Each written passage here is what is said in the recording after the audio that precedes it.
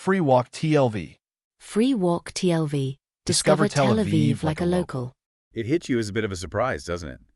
Tel Aviv, I mean, this city that's practically synonymous with incredible food these days. Yeah, a real star on the global culinary map. Right, but it didn't even have a defined Israeli cuisine when it was founded way back in 1909.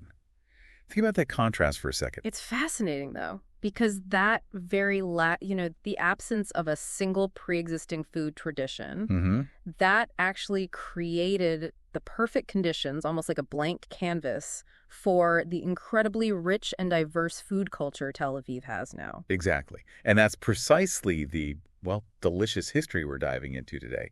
We've got some fantastic material here that takes us on a real journey through Tel Aviv's kitchens. Right, from 1909 up to today. Yeah. And our mission really is to distill how this unique food identity took shape. Yeah. We want to trace those key influences, the waves of immigration, the smart ways people adapted to local conditions, and that growing culinary confidence. That confidence that really put Tel Aviv on the world's food map. Absolutely. Yeah. So consider this your shortcut to understanding this whole flavorful evolution. Okay, so let's set the table maybe. Start in that foundational period, say 1909 to 1948. Good starting point. What immediately jumps out is the dominant culinary influence. It's the Ashkenazi Jewish immigrants from Eastern Europe. Right. By Ashkenazi, we mean Jews with origins in Eastern Europe. And we're talking those classic dishes, gefilte fish, kugel, borscht, chopped liver. Real hearty, comforting foods, a deep part of their heritage. But you have to imagine the reality. Trying to eat a heavy bowl of, chicken soup with matzah balls in the blazing Tel Aviv summer. Yeah, it just wasn't practical, was it? Not at all. And that really highlights something important.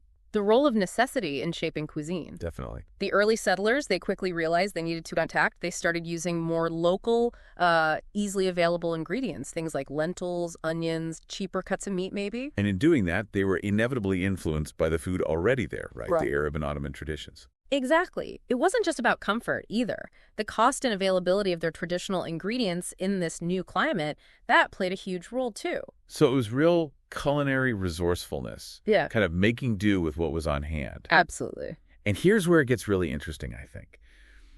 You might assume, okay, early days, overwhelmingly Ashkenazi food. But our sources point out that the very first restaurants in Tel Aviv, often run by Greek, Arab, or Balkan Jewish immigrants. That's a key detail. Serving things like burekas, grilled meats, strong Turkish coffee. It's a surprising twist, showing it was more diverse from the get-go than you might think. Yes, that early, significant presence of non-Ashkenazi flavors is crucial. It shows that right from the start, Tel Aviv's food scene was already diverging from the traditional diaspora foods they'd left behind. It wasn't just one thing, even then. Not at all. Okay, so let's fast forward a bit. After 1948, post-independence, the culinary picture changes dramatically. Huge immigration boom. Oh, massive. Over 1 million Jewish immigrants arriving from more than 70 countries. Yeah. 70. Wow. That's an incredible influx of new tastes, new cooking styles hitting the scene. Exactly. So if that first era was about, foundational influences and adapting out of necessity, Yeah. this period was a rapid, significant expansion of the melting pot. You had the arrival of Mizrahi Jews from Iraq, Yemen, Morocco, Persia. And they brought those wonderfully bold spices, the slow-cooked stews like chamian, kubay, yaknan, amazing grilled meats, couscous. So much flavor. And then you also had Sephardic Jews coming from the Balkans, Ladino-speaking areas. Right, bringing their own heritage eggplant dishes, stuffed vegetables, those lovely cheese pastries. It must have been just an explosion of new tastes and smells across the city. You'd think so. It truly was. And we shouldn't forget the Holocaust survivors and other Eastern Europeans arriving too. They carried their own food memories, of course, but they also adapted quickly to this new environment. And what's fascinating is how this incredible blend started forming a kind of hybrid cuisine. You get Mizrahi flavors and spices being embraced, maybe sometimes alongside that Ashkenazi sensibility, all happening in that Mediterranean climate. And Tel Aviv itself, being relatively new, modern, kind of secular, it became the perfect hub for this culinary mixing, right? Absolutely. Our sources paint such a vivid picture of this in everyday life. You'd see it on cafe menus or taste it in army kitchens where people from all backgrounds cooked and ate together. Even at Shabbat dinners, apparently. Right. You might find like a spicy Yemeni hilbeh right next to a Hungarian goulash. Yeah. That urban environment, that open, less traditional atmosphere in Tel Aviv, it really fostered that exchange and experimentation much more readily, perhaps, than in more established communities. Makes sense. Okay, so moving into the next phase, the Sabra years. Right, the native-born generation, really coming into their own from the 70s through the 90s. This feels like the period when a more distinct, recognizably local palate started to really solidify. Precisely. As this generation grew up surrounded by all these blended traditions, there was a growing preference for fresh local produce. Because of Israel's agricultural boom around then. Exactly. Big advancements there. So tomatoes, cucumbers, fresh herbs, they became almost symbolic ingredients of the national cuisine. And this is also when we see the real rise of those iconic street foods, isn't it? The stuff people immediately think of as Israeli food. Definitely. Falafel and pita, creamy hummus, vibrant shakshuka. Even schnitzel and pita. Yeah. It's all about that simple, fast, local food vibe.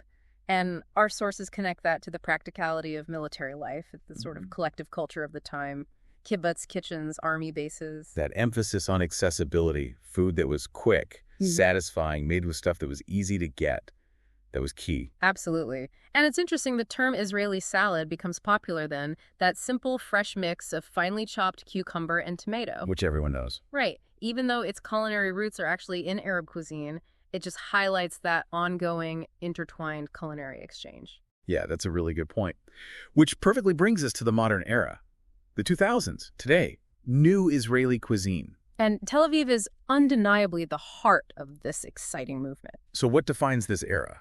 Well, what's particularly fascinating is how chefs started confidently, creatively integrating global techniques, global influences, but while still deeply celebrating those core local ingredients, earthy za'atar, rich tahini, tani labneh, that incredibly fresh Mediterranean fish. It's a really dynamic fusion. Our sources even mentioned an example like Yemenite soup with ramen noodles. Exactly. That kind of bold, unapologetic blending of seemingly different culinary worlds really sums up the spirit. And you can't ignore Tel Aviv becoming a global vegan capital, right? Oh, absolutely not. Incredibly inventive, delicious, plant-based versions of traditional dishes. It's huge. What do you think that took off so strongly there?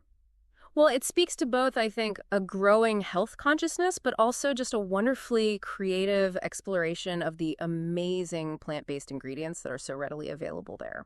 Makes sense. And then you have these influential chefs emerging. Yes, people like Eyal Shani, known for his almost philosophical take, that intellectual street food idea, his artistic use of simple things like tomatoes. Or that famous roasted cauliflower served in newspaper. Right. So memorable. And others like Maradoni, Asaf Granit, Yuri Jeremias, they've all played a huge role in getting this evolving cuisine recognized globally. Absolutely. And there's another layer here, maybe less known but important, that the sources bring up. Which is? The modern Israeli kitchen often involves a conscious reclaiming or reinterpretation of classic Arab and Palestinian dishes.